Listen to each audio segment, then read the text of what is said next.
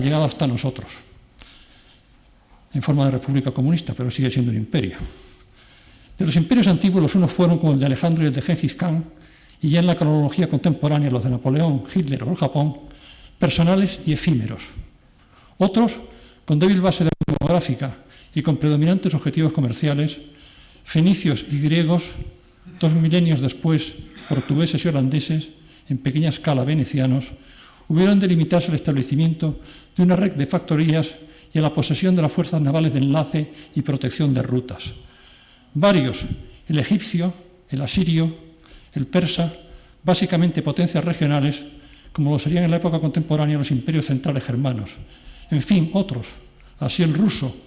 y de muy diferente modo el otomano en los siglos modernos, se limitaron a ensanchar las fronteras a costa de territorios o países vecinos.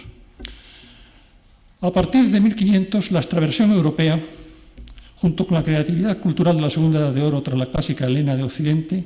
y el crecimiento material sostenido, uno de los 3 grandes rasgos de nuestro pequeño continente, creatividad cultural, repito, crecimiento material sostenido, Segunda Edad de Oro, tras el periodo helénico, produjo, aparte de las ya mencionadas diversas tentativas coloniales, no imperiales, aunque así se las denomina a veces, tentativas menores, la belga, la alemana o la italiana, relativamente recientes y que coexistieron con proyecciones epigonales de los ibéricos. Caso intermedio es el de Francia, potencia más continental que ultramarina hasta entrar al siglo XIX, eliminada de los horizontes oceánicos principales por los ingleses en 1763 y luego versión menor de la británica en alcance, rendimientos, poder e influjo. El ejemplo de los Estados Unidos con su vocación popular aislacionista y el internacionalismo voraz a menudo de sus dirigentes se aproxima sin alcanzarla con impotencia e incapacidad o timidez melindrosa a un esquema imperial que en cierta medida prolonga la idea británica. Podríamos decir que un imperio mundial se caracteriza por su presencia planetaria, su poder marítimo y militar, a veces hegemónico o con pretensiones de tal, en todo caso considerable, su capacidad demográfica y financiera para generar recursos suficientes, su posesión directa de grandes territorios litorales e interiores, de horizontes planetarios, siempre el sol sobre alguno de ellos, enlazados por rutas mercantiles marítimas y terrestres vertebradoras con poderosas influencias políticas, económicas e ideológicas exteriores y difusión de su modelo de sociedad, relaciones jurídicas, propuesta ética, lengua y cultura. A su favor cuenta este tipo de imperio con su proyecto universalista y de entendimiento común. En su contra, las realidades concretas avasalladas, el menor coeficiente de libertad e imaginación, la debilidad paradójica de su rígida y compleja estructura, los límites de su eficacia y sus altos costes de funcionamiento. Sin duda, hoy la palabra imperio suscita, por lo general, reacciones de rechazo, condena o antipatía, expresadas con mayor vigor y hostilidad en el amenazante vocablo imperialismo, alzado cínicamente con frecuencia por los déspotas locales o militantes del pensamiento exclusivista. Solo las organizaciones imperiales de españoles e ingleses, insisto, cumplen los rasgos sugeridos. Muy recientemente, en 2006, dentro de esa orientación actual de muchos historiadores, sobre cuyos estudios nos ilustraba hace pocos meses nuestro llorado Guillermo Céspedes del Castillo, hacia los grandes temas de historia mundial comparada, el profesor John Elliott ha publicado una importante monografía, Imperios del Mundo Atlántico, España y Gran Bretaña en América, 1492-1830, donde con inteligencia y agudeza, como siempre hace él, analiza las similitudes y diferencias entre ambos despliegues imperiales y las soluciones o errores que dieron a conflictos y desafíos en apariencia próximos o semejantes. El paralelo tal vez sea algo artificial, pues los fenómenos iniciáticos, desarrollísticos, críticos o terminales de que se ocupan los capítulos de su libro no son estrictamente simultáneos y rigurosamente contrastables, sino que me parecen desplazados en rango más que secular y por lo tanto se producen en distintas coordenadas históricas. En efecto, la inicial ocupación del Nuevo Mundo que los hispanos puede decirse concluyeron largamente a principios del siglo XVI, 1513, llegada al Océano Pacífico de Vázquez Núñez de Balboa, la logran los ingleses 100 años después. La dominación continental española tras la aniquilación del poder azteca por Hernán Cortés en 1521 y del Inca por Francisco Pizarro en 1532 queda consolidada definitivamente, mientras la gran ruta del Pacífico se abre a finales de 1520 ante las quillas de Magallanes y Elcano, a la espera de que 44 años más tarde 21 de octubre de 1564 a 3 de octubre de 1565, Andrés de Urdaneta realizase el primer viaje redondo México-Filipinas-México, haciendo del mayor océano terráqueo un lago español durante 2 siglos y medio. Esto pues lo ha estudiado en el curso de ingreso nuestro compañero aquí presente hoy, Martínez Shaw. Las Indias Occidentales Españolas, hoy más nombradas con el impropio y pedante nombre de Latinoamérica, hoy somos terriblemente pedantes. Esto de este país y todas estas cosas que se dicen hoy, pues es absolutamente ridículo y vergonzoso. Hay que desterrar estos malos usos, este mal lenguaje.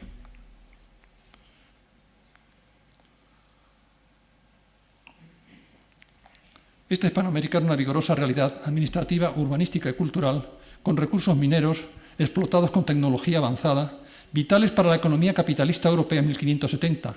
como nos muestra el fascinante Atlas, editado con el título Imagen del Mundo hacia 1570, según noticia del Consejo de Indias, por nuestro compañero y académico decano, Gonzalo Menéndez Pidal. Aquí le tenemos. Un ejemplo, a sus 99 años, un ejemplo de longevidad académica con plena inteligencia. ¿100? ¿100 ya? 97, perdón. Mediante la utilización, entre otros, de los datos conservados del formidable esfuerzo que llevara a cabo Juan Martínez de Velasco, cosmógrafo, cronista mayor de Indias, dando noticia metódica y sistemática de 2/3 partes del globo terráqueo y multiplicando por 4 los conocimientos de la geografía ptolomeica, todavía máxima referencia geográfica para la Europa renacentista. Le cito. Pero las colonias inglesas 100 años posteriores ocupaban una faja litoral de muy pocos kilómetros de profundidad, mientras el espacio español estaba perfectamente organizado con una profundidad de cientos de kilómetros. Las colonias inglesas 100 años posteriores ocupaban una faja litoral de muy pocos kilómetros de profundidad, donde Nueva York, a un holandés hasta 1664 y 1673,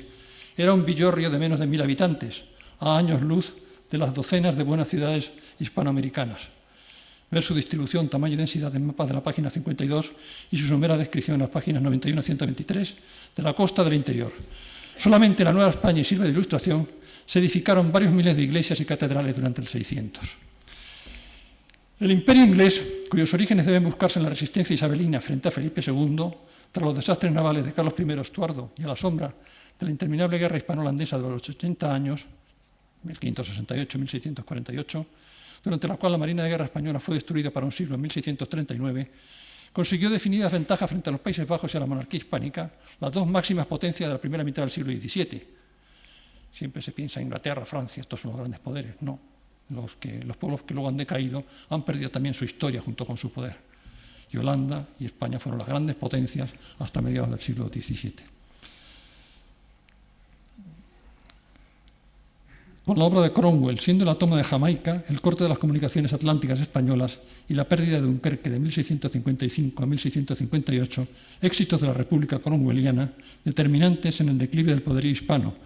pero solo tras la paz de París de 1763, con la eliminación de los franceses en Canadá, la Luisiana y la India, podemos hablar de una verdadera estructura imperial británica instalada con solidez en ambas Indias y en vigoroso desarrollo.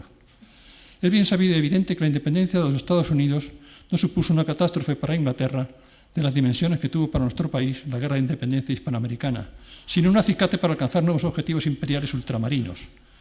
Tras la superación en 1815 del episodio napoleónico, Napoleón tan descuidado, torpe o incapaz en los asuntos navales y oceánicos, Gran Bretaña, apoyada en su revolución industrial, en sus mercados cautivos y en su marina de guerra, gozó una cómoda supremacía planetaria hasta finales del siglo XIX, cuando la producción industrial norteamericana acabó de dejar atrás a cada una de las potencias europeas. Todavía el imperio inglés, aunque ya sombra de sí mismo, subsistió hasta el término de la Guerra Mundial de 1939, contribuyendo a salvar a la metrópoli y quizá al planeta del designio hitleriano, sobreviviéndose en cierta medida a sí mismo gracias al heredero estadounidense y a su idioma, hoy con vocación de lengua franca universal. ¿Pudo ser el español la lengua universal en vez del inglés? En vez de ser la segunda, pudo ser la primera. Y hay una pregunta que los ingleses contestan siempre a su favor. De manera que el imperio hispano fue una realidad de enorme envergadura sobre el mapa mundi durante casi 300 años, desde el segundo tercio del siglo XVI hasta la guerra de independencia de España e Hispanoamérica, alcanzando su apogeo entre 1580 y 1640 aproximadamente, mientras las fechas correspondientes del Imperio Británico,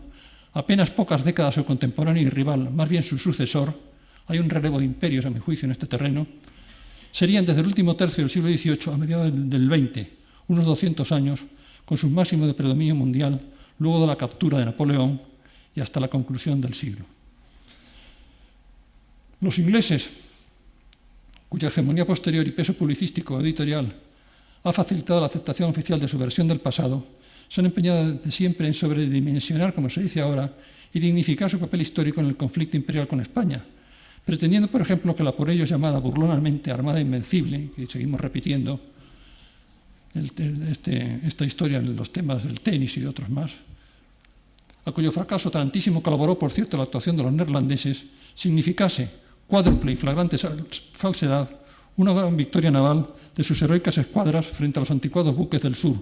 la aniquilación del poder naval español, el factor determinante de la decadencia española y la inclinación del futuro del planeta a favor del modelo inglés, liberal y progresista, frente a la arcaizante y retrógrada amenaza española de imponer sus reestructuras mentales oscurantistas y tiranía al mundo. Mucho habría que hablar sobre este último punto, pero callaré porque me propongo hacerlo en un próximo libro, pero en lo que atañe a los otros tres, ni el episodio de la Gran Armada del 88 puede considerarse una derrota bélica frente a los nórdicos, ya traté de ello en este mismo lugar hace 4 años, sino un inmenso desastre financiero y humano, pronto reparado. El poderío de la Marina de Guerra Española logró sus máximos en 1597-98 a tenor de las tablas de Modelsky y Johnson, Sea Power, 1988, y el tráfico atlántico fue mayor que nunca durante las 2 décadas posteriores a los cañoneos del canal. Ni la decadencia hispana tiene su origen en aquellos combates, ni los rasgos básicos del modelo impuesto al orbe por la supremacía de las armas y la cultura de Europa, adoptaron entonces la orientación anglosajona. En las primeras décadas del siglo XVII, todavía muchos, como Fray Juan de Salazar o el propio Campanella, creían viable la utopía propuesta: el orbe de la tierra sienten parte y esperan toda vuestra monarquía, en bello soneto a Carlos I por Hernando de Acuña, de un orden hispánico definitivo, que reprodujese para siempre y en escala planetaria la arquitectura del Imperio Romano. Pero ingleses y franceses han impuesto a la historiografía modernista y aun al lugar común de la cultura general extranjera y propia los mitos de la Armada Invencible y de Rocroi, que en ningún modo tuvieron la trascendencia que se les otorga ni la significación decisiva de otros hechos de armas como Nerlingen, 1634 con victoria hispana, o nuestras derrotas de las Dunas, 1639 y Dunkerque, 1658, cuando la alianza anglo-francesa desbarató de modo irreparable las fuerzas agotadas por casi 90 años de guerra casi continua de la monarquía hispana.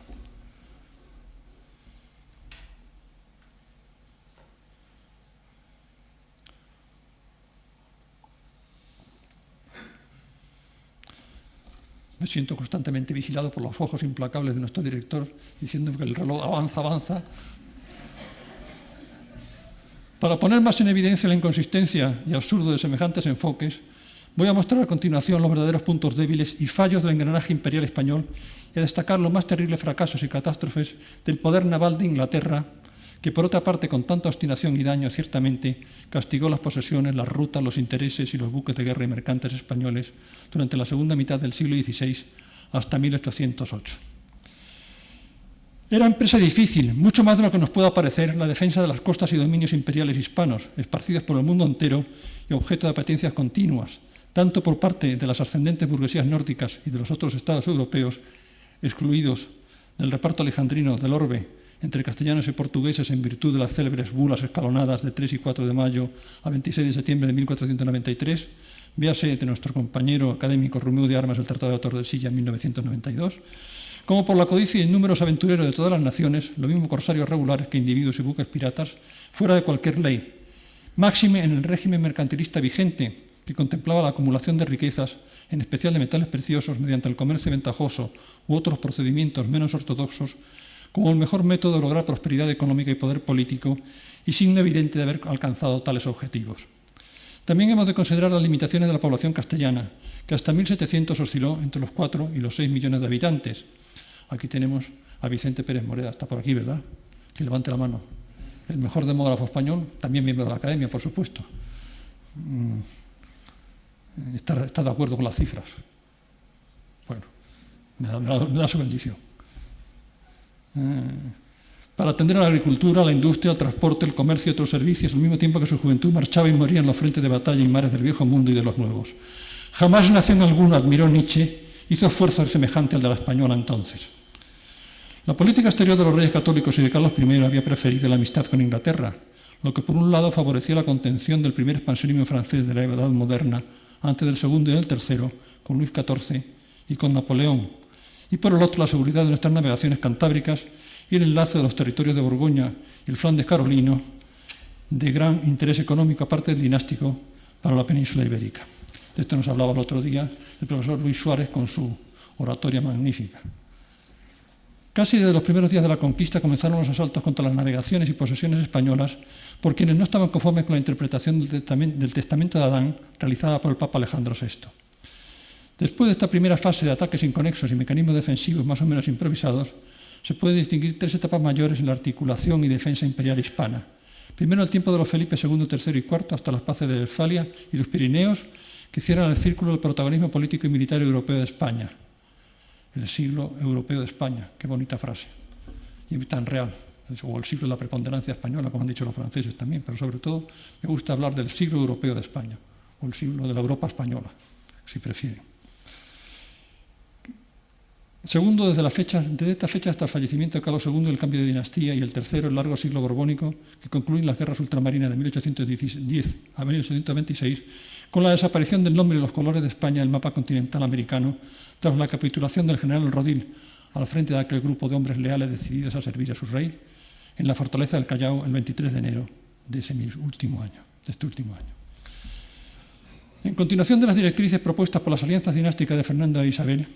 el futuro Felipe II casó con la no muy agraciada María Tudor una docena de primaveras mayor que él. La muerte de esta 4 años después y el ascenso al trono británico de Isabel con su proyecto político independiente y ambicioso, apoyado por los marinos aventureros isleños, envenenó poco a poco las relaciones con el amparo y demasiado a menudo torpe y crispante estímulo del frente opuesto del mundo católico y del papado, hasta desembocar en guerras sin reservas que duraría cerca de 20 años. No es este el momento de estudiar la evolución en el marco de ese conflicto, pero sí el de subrayar cómo la política del rey prudente, Felipe II, con tantos aciertos y algunas equivocaciones graves, dispuso poco a poco, como respuesta a los latrocinios y crímenes de los marinos enemigos, contra poblaciones indefensas por lo regular y naves mercantes, una estrategia ultramarina que podríamos denominar triangular. Enseguida explicaré esto, y que si bien no resolvió los problemas inherentes a tan dilatados dominios, ni anuló las amenazas sobre el imperio hispánico, mucho mayor y también más débil tras la incorporación de Portugal y la ocupación extremo oriental de las Filipinas, sí fue capaz de mantener lo esencial de las Españas indianas, con sus más de 200.000 kilómetros de vulnerables costas, y de asegurar razonablemente las rutas atlánticas y del Pacífico, aunque las del Índico, custodiadas precariamente por los recelosos lusitanos, vieron la peligrosa penetración de holandeses y británicos desde la última década del siglo XVI. En los océanos castellanos, el principal peligro fue el del mar, con los terribles temporales tropicales entonces más imprevisibles que hoy, en tanto las pérdidas por la acción armada enemiga eran sorprendentemente cortas, del orden del 1% más o menos contra lo que se suele creer. Este éxito hay que achacarlo, ya lo decía también el otro día Martínez Shaw en la lectura que hizo el profesor Enciso, en la admirable lectura del profesor Enciso. Este éxito hay que achacarlo a 3 actuaciones diseñadas por el rey escurialense y que, según acabo de decir, debe ponerse en el platillo de sus aciertos. La navegación en convoy fuertemente custodiada por buques de guerra, las célebres flotas de Indias, establecidas por Felipe II en disposiciones del 16 de julio de 1561 y 18 de octubre de 1564 y recogidas en la Ley Primera, título 30, libro 9 de las Leyes de Indias. No se ve muy bien este galeón, ¿verdad? Antes estaba expuesto el combate de Blas de Lezo con el navío inglés Stanhope de 70 cañones. Esto es muy difícil, es que es un cuadro que tengo en casa sobre fondo negro, es muy difícil que salga bien. ¿Se entrevé al menos? Se entrevé. Bueno, es un típico galeón de los que protegían la ruta de las Indias. Les voy a dar algunos datos sobre él. Es un buque de 500 a 600 toneladas, 40 metros de eslora, 11 de manga, 4 de calado. Los mástiles o los palos son el trinquete, es decir, el de proa, 28 metros y medio, más 4 que tiene de calado el buque, 32 metros y medio desde el fondo. El palo mayor, 40 metros de altura. El de mesana, el trasero, 32 metros. El bauprés, 18 metros. Claro, estos mástiles están superpuestos, son 3, como sabe muy bien Hugo O'Donnell, son el palo macho, como llaman, No sé si en el 18 se llama así, yo como soy del 17 le llamo al palo macho. Después el mastelero y el mastelerillo. Entre los tres suman esto. Ahora lo complicado y que va a dar origen a una debilidad estratégica terrible de España es la falta de estos palos machos, que hay que buscar en el norte, hay que buscar en el mar Báltico, y esto crea un comercio muy difícil y necesario para todas las escuadras europeas. El dominio del Báltico, el dominio del Sund es absolutamente imprescindible a todas las marinas europeas y Inglaterra trata de evitarlo a toda costa. La artillería de este buque concretamente que está casi invisible ahí, era de 40 piezas y como curiosidad esto a lo mejor les divierte, a lo mejor no, aplicando la célebre fórmula, la conocida fórmula 1/2 de la masa por la velocidad al cuadrado, nos encontramos con que la andanada, es decir, el hecho de disparar los cañones de una banda del buque. No, Óscar, muchas gracias, Óscar, pero es inútil, me parece. Sí, se ve mejor. Bueno, Óscar es nuestro técnico y es un hombre magnífico que ha hecho una labor espléndida con las ilustraciones y al que agradezco su colaboración aquí. Bien, entonces la andanada es el resultado de los disparos de una banda del buque, y esta andanada, en el caso de este galeón, pesaba 144 toneladas, que en realidad es una cuarta parte del peso del buque, es decir, cuando se disparaban todos los cañones a un tiempo, el buque tenía que estremecerse literalmente. Y claro está que el buque que recibía la andanada pues también recibía el efecto consiguiente. Tengan en cuenta que un coche lanzado a 120 km por hora hoy, si choca, el impacto es de 86 toneladas, mucho menor que una andanada de estas pequeñas balas. Es un impacto tremendo. Claro, la construcción de los buques tiene que ser muy sólida y muy seria. Bueno, sobre esto les podría hablar durante horas porque además es tema que me divierte mucho, pero para ustedes resultaría aburrido. Convoyes armados cuya primera derrota se retrasó, como veíamos ayer, casi un siglo a manos de poderosa escuadra holandesa en 1628. Claro, el almirante Benavides se enfrentó con 7 o 8 buques de guerra sobrecargados y muy gastados por la navegación del océano, una escuadra holandesa de 36 buques. El resultado no era dudoso y, por ejemplo, se le degolló en la Plaza de San Salvador de Sevilla, me parece, unos años después. Esto fue en el año 34, 6 años después. Se degolló porque era noble, porque no podía ser ahorcado. La horca no era el castigo que le correspondía. Era esto que resultaba mucho más desagradable todavía, que era el degüello. Bueno. Era un sistema, el de la flota de India, un sistema rígido y antieconómico, aunque probablemente inevitable. Igualmente, por lo que mira este punto del enlace oceánico de aseguramiento de las rutas navales, el plan de construcción de magníficos, lo demostraron las tempestades de septiembre de 1568 ante las costas de Escocia e Irlanda, y poderosos galeones oceánicos de batalla. Este es el buque que he elegido para el programa. No es una reproducción del buque del San Martín, que es el buque insignia de la Armada Española durante estos años y que es el que condujo el duque de Medina Sidonia al Canal de Inglaterra en el año 1588. Es una recreación bastante verosímil, con defectos, pero muy ilustrativa, de ese buque realizada por el pintor González Aledo, especializado en pintura de buques.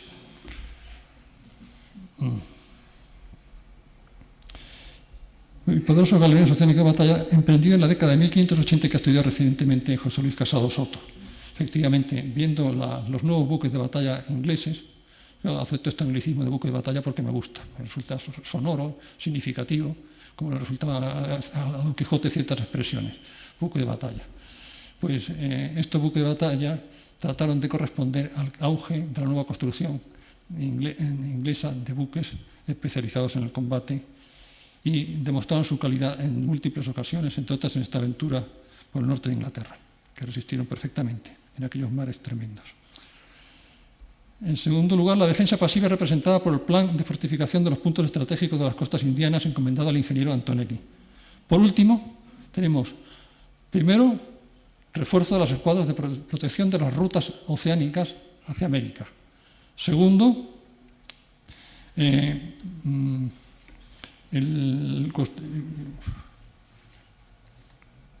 los convoyes de Indias, los nuevos galeones, las fortificaciones locales en América y tercero y esencial, como voy a insistir en ello, tercera pata del trípode, la contraamenaza y presión disuasoria ejercida sobre los proyectos ultramarinos e ibéricos de los enemigos septentrionales de la corona española, que suponía la presencia en Flandes. O sea, Flandes no solamente una tradición, un itinerario, una ruta económica vital para la monarquía hispánica, sino que además es un elemento para proteger a la monarquía de los ataques exteriores, tanto en la península como en ultramar. Y suponía la presencia en Flandes sobre la columna vertebral de la Europa avanzada y a orillas del Mar del Norte, encrucijada principal de los caminos marítimos del planeta, instalando allí poderosas fuerzas militares y navales españolas,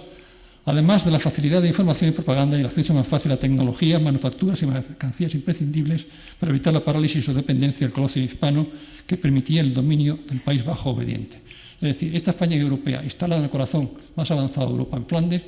era lo que aseguraba el Imperio Español, básicamente, a mi juicio. Era inútil tratar de preservarlo mediante fortificaciones en América y mediante el dominio de las rutas. No era suficiente, entre otras cosas, porque los buques necesitaban el acceso a los materiales a los pertrechos del mar Báltico, y esto solo era posible estando instalado en Europa. He indicado ya que la empresa de Inglaterra o Armada Invencible de 1588 en la terminología hostil se limitó en sus consecuencias a la tragedia humana de sus 10.000 muertos, cifra no extraordinaria en las grandes acciones militares de la época y el nuevo esfuerzo financiero que exigió Castilla para poner en la mar las escuadras que ocuparían los puertos de Bretaña y del sur de Irlanda en los años siguientes. Pero si los súbditos de Isabel de Inglaterra y los protestantes mitificaron con grandísimo alivio en su despectiva propaganda, versión de la que más tarde harían historia verídica el fracaso de la Armada Española, no hicieron lo mismo con su catástrofe naval de 1589, estamos ante la primera invencible inglesa. No hicieron lo mismo con su catástrofe naval de 1589 en su ataque a las costas occidentales de España, donde su invencible al mando de Drake, una invencible análoga a magnitud que la española del año anterior y pletórica de proyectos devastadores para la monarquía hispánica, fue batida en varias ocasiones y hubo de regresar a la patria con unas pérdidas humanas y materiales similares, porque el clima, la alimentación, las tempestades y la enfermedad contribuían siempre a incrementar muchísimo los daños causados por los cañones y armas del enemigo. Muchas veces se piensa que las guerras de hoy son mucho más duras que las de entonces. Mentira. Las guerras más duras que han habido en la historia relativamente han sido las guerras del siglo XVII. Las matanzas eran espantosas en proporción al número de los ejércitos o de las armadas. Es cierto que en 1596 las escuadras y tropas de desembarco de los Países Bajos, buenos conocedores del estrecho de Gibraltar,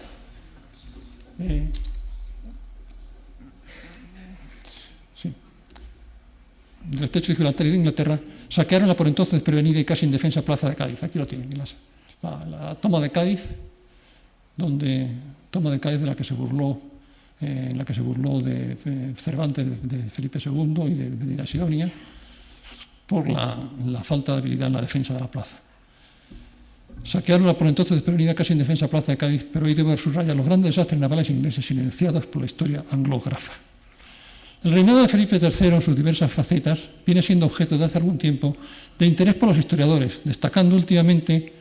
en nuestro país los estudios realizados por Isabel Enciso respecto a la historia española o por Bernardo García en el Centro de Investigaciones constituido en la Fundación Carlos de Amberes de Madrid. Les ruego que retengan esta imagen de Cádiz, ahora porque vamos a ver otra imagen de Cádiz unos años posteriores donde veremos las variaciones que se producen en relación con la defensa de la plaza.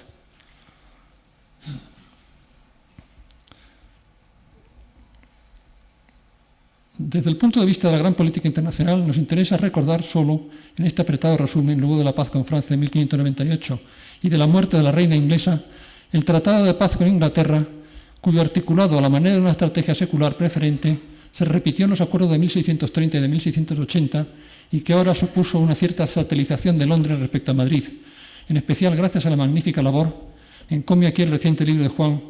Durán Lóriga, el embajador y el rey. Juan Durán Lóriga está hoy en Valladolid y con una conferencia no ha podido venir, cumplida desde agosto de 1613 por Diego Sarmiento de Acuña Gondomar. Y el surgimiento de dos proyectos políticos, el pacifista y el reputacionista, que acabarían imponiéndose en 1617 y 18. Y el descuido de los preparativos militares y muy en concreto de los navales, hasta percibirse con claridad meridiana la inminencia de la reanudación de la guerra contra aquella poderosa e insaciable República de los Países Bajos, Holanda, que se proponía destruir la monarquía hispánica, convirtiendo las tierras ibéricas en un solar ensimismado de laboriosos labradores. Así, mientras los Países Bajos multiplicaron por 2 el poderío relativo proporcional de su armada, a Inglaterra lo mantuvo, el de España se contrajo a 1/3 del que había tenido en 1599 a la altura de 1616. Un ejemplo de desidia verdaderamente increíble, pasando de ser la primera potencia naval de Europa al tercer lugar, muy distante además de sus rivales nórdicos. Desesperadamente,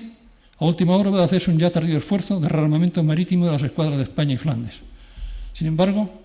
las armas de Felipe IV alcanzaron una serie de triunfos espectaculares por tierra y mar durante el primer periodo de la Guerra de los 30 años, que culminaron en los extraordinarios éxitos de 1625, el Annus Mirabilis, con victorias sobre franceses, holandeses y británicos de las escuadras y ejércitos del rey español en el Mediterráneo y el Mar del Norte, en el Índico y el Caribe, en África y el Brasil, en el Pacífico y Flandes, y en España, donde una nueva invencible británica, la segunda, que podemos destacar, de 100 buques de guerra con 10.000 soldados de desembarco. Aquí lo tienen de nuevo, la plaza de Cádiz, ahora fortificada, ven las murallas. Ahí hay una curiosidad que no se ve muy bien, sobre la que he intentado averiguar con los vexilógrafos de la Academia, bueno, concretamente con Hugo Donnell, pero es que hay una bandera ahí con roja, amarilla y morada, que desde luego no tiene nada que ver con la República, pero que es curiosa porque yo no lo había visto jamás, en la esquina, en el baluarte de la izquierda. Se lo voy a señalar.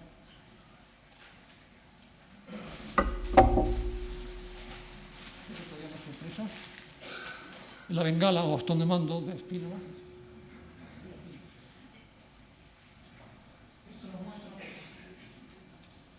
Esto nos muestra, por otra parte, seguramente la llegada de una flota de indias. No se ve muy bien, pero parece haber una capitana y están disparando los fuertes en su saludo.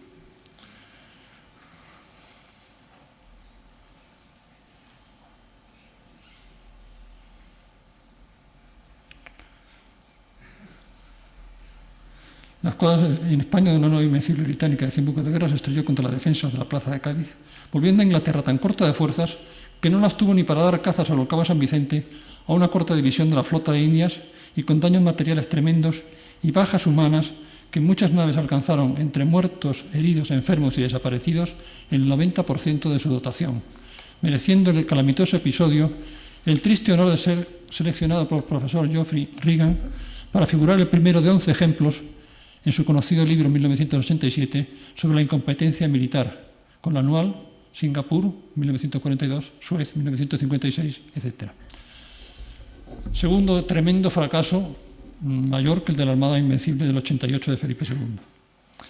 Durante el reinado de Felipe IV se produjo un descomunal desarrollo del filibusterismo caribeño, junto a diversas operaciones de gran envergadura contra nuestros dominios continentales indianos, que encabezaron las escuadras neerlandesas, Brasil, Venezuela, Puerto Rico, Cuba, y forzaron al aparato militar y financiero de Madrid a realizar enormes esfuerzos, a la larga infructuosos, por lo que atañe a las ocupaciones de las Antillas Menores y Guayana, para desalojar a los tercos intrusos. Tenemos aquí la isla de San Martín, en las Antillas de Sotavento, a unos 275 kilómetros de Puerto Rico, al este de Puerto Rico. Es una pequeña isla de unos 98 kilómetros cuadrados, hoy repartida desde mediados del siglo XVII entre holandeses y franceses, y que nos muestra también lo que era esta lucha cotidiana, este combate continuo para tratar de evitar que se instalasen en esas posesiones tanto las potencias enemigas con sus escuadras oficiales, regulares, como filibusteros o piratas. Una lucha permanente. En este caso se trata de la armada que protegía, reforzada, que protegía la flota de Indias de 1633 y conducida por el marqués de Cadereyta con otros almirantes como Lope de Oces, que se encargó del desembarco. Aquí vemos las lanchas de desembarco españolas cuyos soldados bajan para atacar el fuerte holandés. Esto era el pan nuestro de cada día. En este caso fue un triunfo espectacular de esta armada, constituida por 31 mercantes y 24 buques de guerra, 24 buques de batalla, que rechazaron a los holandeses. Claro que pocos años después estaban otra vez allí los franceses, etc.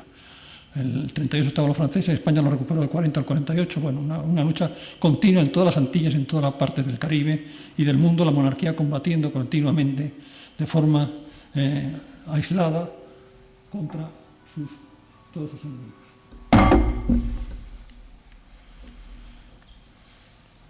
Ahí está el Monte Paradís en todo lo alto de la isla esta. Una isla muy pobre por otra parte. Claro. Así han conservado hasta nuestro siglo XXI Francia, Gran Bretaña, Holanda o Dinamarca pequeñas porciones insulares del mundo americano, mientras España, su mayor descubridora y colonizadora, no ha guardado ni el recuerdo simbólico de algún islote olvidado. La conquista de Jamaica por una flota inglesa, financiada con capital judío sefardita en 1655, constituyó, ya con el poder español declinante y en lucha desesperada por la supervivencia de la Unión de Reinos, la más importante y lamentable de estas operaciones, instalando una base naval enemiga en el corazón del sistema mercantil de las Indias hispanas y muy próxima a las rutas de las flotas de tierra firme y de Nueva España.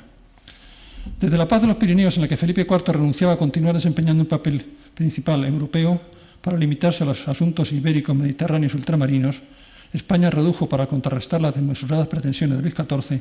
su estrategia exterior a la colaboración con las otras naciones, temerosas del imperialismo galo, sin distinguir sabiamente su ideología religiosa, privilegiando la alianza con las grandes potencias marítimas, obviando así las amenazas de estas contra los dominios hispanos y cercando a Francia como en la época de los reyes católicos. La participación del almirante Ruyter en la guerra de Sicilia, concluida en la paz de Nimega de 1678, y la renovación del acuerdo con Gran Bretaña en 1680, fueron muestras destacadas de la inteligente política madrileña de este tercio final de siglo bajo el rey Carlos II, logrando mantener incólume, en medio de graves peligros y zozobras, lo esencial de los dominios españoles en ambos mundos. En mayor medida aún que en el siglo XVI, el XVII estuvo protagonizado por lo que se refiere a las relaciones exteriores hispanas y bastante provechosamente por la amistad hispano-británica, a excepción de esos dos periodos de unos 4 años cada uno, de 1625 y 1655, a los que ya antes me he referido. Solo la amargura de la separación de Portugal, que prefirió la tutela inglesa y la dependencia mercantil a la Unión Ibérica. Yo no les he reconocido, como Felipe IV tampoco se le reconoció la independencia a los portugueses, de modo que estamos así, en esta posición dura.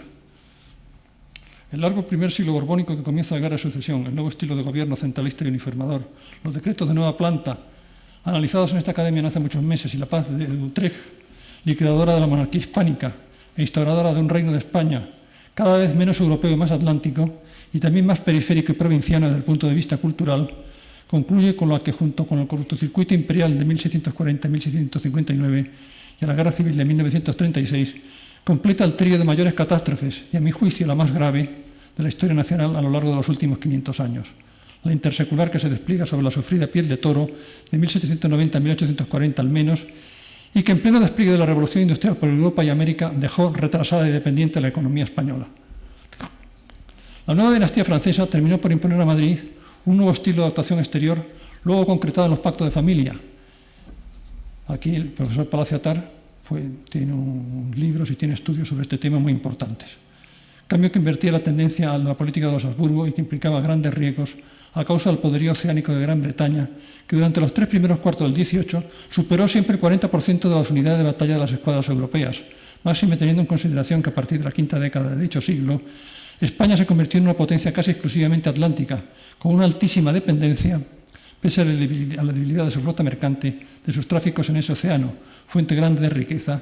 en especial después del decreto de libre comercio de 1778, con los complementarios de 1789, 1795 y al borde del desastre final de 1797, que constituirá el tema de la conferencia que dará el profesor Enciso Recio, aquí presente también.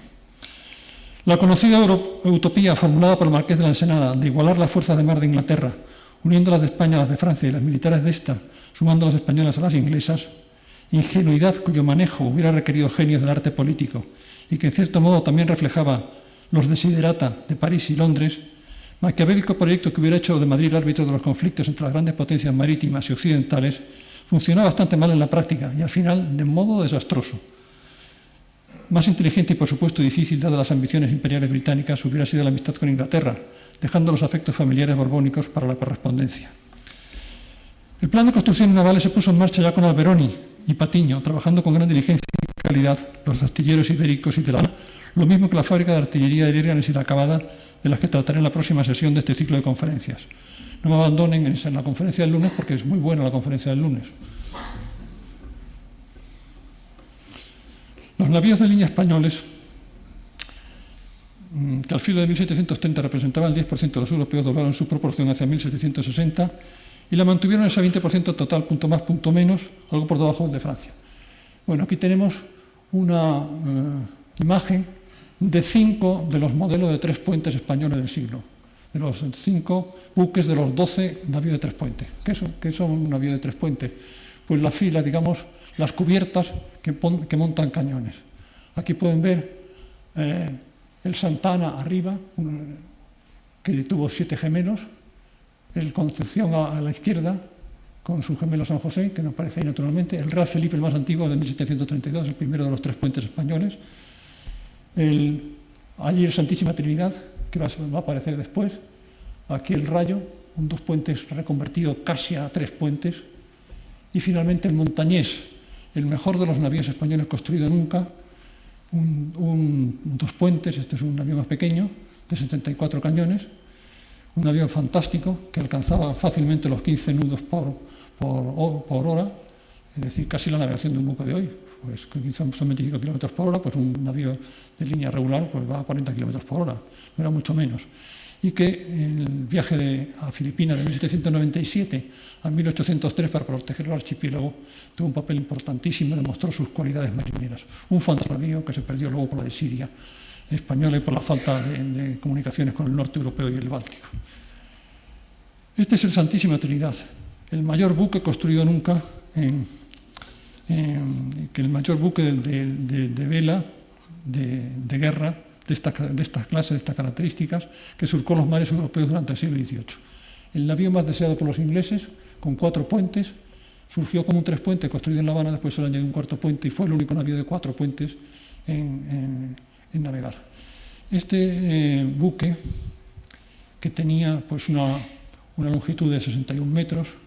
que con el bauprés, es decir, el palo que va al frente, y la bandera de guerra, que es una bandera inmensa, yo me he quedado estupefacto cuando he visto esta bandera, es una bandera gigantesca, como más grande que la que hay en la Plaza de Colón. Entonces, con todo esto tenía la longitud de un campo de fútbol prácticamente este buque. Y de la cubierta baja, del fondo del buque, de la quilla, a lo alto 70 metros de altura, es decir, un verdadero rascacielos era. Este buque se va a reconstruir próximamente, según mis noticias, de eso les podrá hablar seguramente uno de los conferenciantes, el que hable sobre el tesoro submarino español, se va a reconstruir en Madrid precisamente y a un alto costo, y va a resultar impresionante poder ver este coloso de los mares y poder entrar en él y ver sus secretos interiores. Espléndido. Y por último, esto es un grabado divertidísimo que se ve mejor, que ilustra un buque de línea en combate.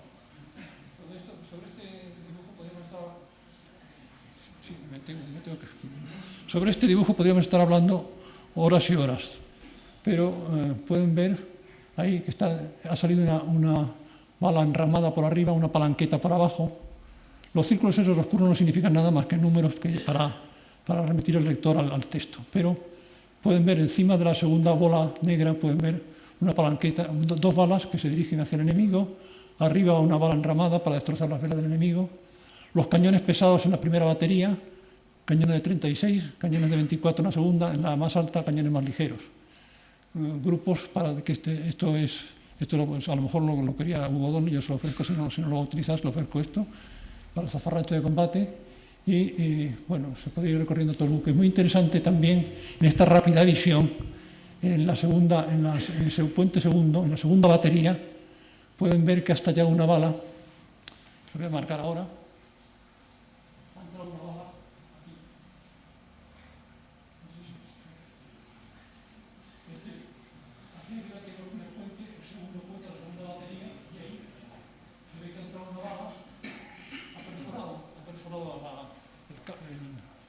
la cubierta y ha llenado de astillas el compartimento, este infierno de infiernos que son las baterías de los cañones. Se ha llenado de astillas y claro, todos los hombres quedan heridos con esto, es una de las cosas más tremendas. Falta dentro de este dibujo las cofas. A mitad de la altura de los palos hay una especie de plataforma donde se instalaban los tiradores de élite que disparaban desde arriba con ventaja por disparar desde arriba, con desventaja por el cabeceo del barco. Y causaban estragos porque eran buenos tiradores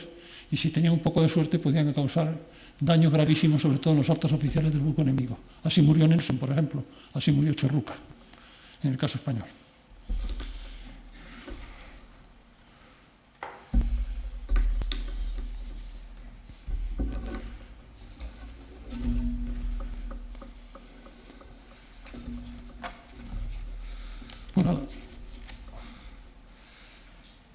Buques excelentes. Los navíos de línea españoles eran excelentes, pero si la calidad de los barcos y de sus cañones era magnífica y con frecuencia mejor que la extranjera, no puede decirse lo mismo siempre, aunque los oficiales tuvieran buena formación científica, de los almirantes y marinería ni del ejército en general, porque la larga experiencia de navegaciones y combates terrestres no se adquiere, sino con la práctica continua, que en el caso hispano era menor o menos constante o nula. De hecho, los ingleses sometieron a la Armada Española a lo largo del siglo a una metódica poda cada 20 años. 11 de agosto de 1718, la escuadra del almirante Castañeta derrotada sobre el cabo Pásero en la esquina sureste de Sicilia, eso sí, de forma alevosa por el almirante Byng. En la guerra de 1739 a 1741 perdimos varios navíos. Bueno, voy a ir a saltar este trozo, pero son pérdidas. Cada 20 años prácticamente hay una poda de barcos españoles, una pérdida importante de buques de guerra construidos a tan altísimo coste. Claro está que todos estos contratiempos navales que he reseñado, con algún detalle, no afectaron la integridad esencial de los dominios hispanos en ultramar, que se revelaron asombrosamente sólidos y demasiado duros de roer para las armas enemigas.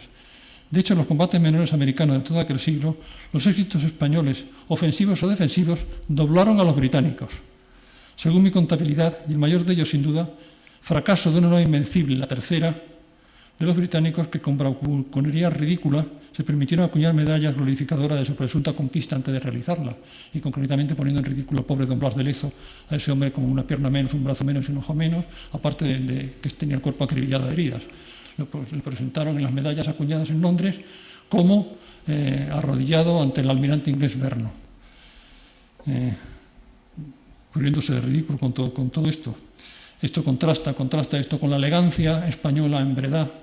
en el sitio de Breda, en el cuadro de las lanzas de Velázquez.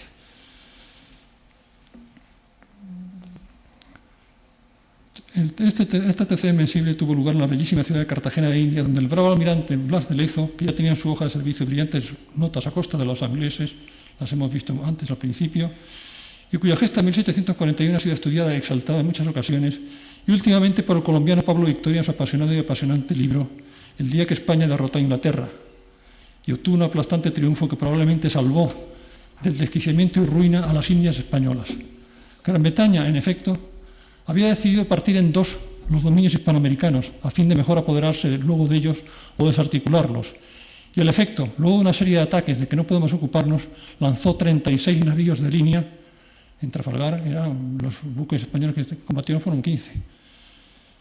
Y 100 buques de apoyo con un ejército de desembarco, la mayor escuadra conocida hasta entonces por el Nuevo Mundo, contra las fortificaciones de la plaza y los 6 navíos de Lezo, que con pocos regimientos, 1.100 hombres, si no recuerdo mal, 1.100 hombres, 600 indios arqueros, 2 compañías de negros y 300 milicianos, más la dotación de los barcos, quizá unos 2.500 hombres, frente a una armada y un ejército de desembarco que seguramente llegaría a los 30.000. Con pocos regimientos y tropas provinciales cedió el terreno kilómetro a kilómetro, fortaleza tras fortaleza, palmo a palmo durante marzo, abril y mayo, hasta que los invasores, vencidos por el clima, las enfermedades y las balas y bayonetas de los tenaces defensores, se vieron obligados a evacuar el territorio, sobre el que dejaron muchos miles de cadáveres, probablemente del orden de 10.000 hombres. La mayor debilidad de la estrategia, si van a Cartagena e Indias, pues es uno de los grandes momentos de la historia española y el momento en que se salvó el continente americano para España y quizá la lengua española también, porque la lengua y el poder van unidos siempre. La mayor debilidad de la estrategia oceánica española durante este siglo XVIII radicó en la marginalidad periférica del poder español respecto a Europa. Las sucesivas y cada vez más extensas renuncias hispanas a la gran política europea en 1659, en 1614, después de 1740, en el reinado de Fernando VI, para limitarse a una exclusiva e ingenua vocación ultramarina y peninsular, desmontaban uno de los pies del trípode dispuesto por el segundo Felipe, sin que se prestase atención a cómo el gran rival oceánico, Inglaterra, mantenía un ojo vigilante sobre el continente, mientras con el otro observaba la creciente expansión de sus dominios en ultramar y la singladura de sus buques de guerra y comercio. Y no estamos hablando de demografías tan diferentes, de poblaciones tan separadas en número. Renunciando a una política y presencia continental vigorosa, con su tradicional vocación autárquica, el Reino de España estaba condenado a la larga a perder sus posesiones exteriores y a la dependencia económica y satelización política de la península. También debo decir que se ha sobrevalorado absurdamente la política de Carlos III, piadoso y pusilánime monarca, que apenas ocupó el trono de Madrid y para vengar viejas humillaciones cometía el disparate de marcar a España en auxilio de una Francia ya vencida y eliminada de las grandes opciones oceánicas en una guerra para la que no estaba preparada y contra todo el poderío de Inglaterra. Afortunadamente, Londres, escarmentada por el desastre de 1741, se satisfizo con las cesiones hispanas menores, el Canadá francés y vía libre para su absoluta hegemonía en las Indias Orientales. Pero don Carlos, más rencoroso que prudente, como hombre débil, sostuvo una nueva guerra, de la que resultó vencedor en apariencia, pero sin recuperar Gibraltar, con las pérdidas de buques de guerra que se ha indicado antes, permitiendo el nacimiento de una ambiciosa, expansiva y desagradecida nación en el continente norteamericano, en las mismas despobladas fronteras novohispanas del Mississippi y Florida, con proyecciones hacia el Golfo de México y las Antillas, además del enorme costo de las operaciones militares con quiebra hacendística y trastornos monetarios. Pienso que en la gestión tan aplaudida de Carlos III hay que buscar una de las causas principales del posterior sorprendente y rápido derrumbe del poder de España y desaparición de su imperio. He querido subrayar, señores académicos, es obvio que hubo otros fracasos ingleses, pero me parece menos. Los principales son los de 1569 a mi juicio, de 1725 y el de 1741. Decisivos fracasos y decisivos triunfos españoles, o éxitos españoles. He querido subrayar, señores académicos, señoras y señores, la magnitud del edificio imperial hispano, cuya organización y vigorosa estructura y resistencia admirable contra los continuos ataques enemigos le permitieron mantenerse en pie durante 300 años y luego, como el Imperio Romano, sobrevivirse a sí mismo y a su desaparición para transformarse en naciones, cultura importante del mundo actual y lengua universal. El legado imperial del que los españoles del presente deberíamos sentirnos orgullosos y mimar sus memorias y manifestaciones múltiples nos permite ser hoy mucho más de lo que representa nuestro 10% de la Unión Europea, que nuestro menos del 1% de la población del mundo. El grandísimo tesoro submarino en forma de pecios o naufragios del que somos titulares y del que nos pretenden despojar las malas artes de algunos desaprensivos, representa solo una de las vertientes de la extraordinaria herencia que labró el esfuerzo de nuestros mayores en su conjunto de 3 siglos, menos de los españoles que hoy vivimos. Y constituye, junto con el recuerdo y reflexión de ciertos aspectos de nuestro pasado imperial, el tema de las conferencias del ciclo que esta academia les está ofreciendo. Muchas gracias.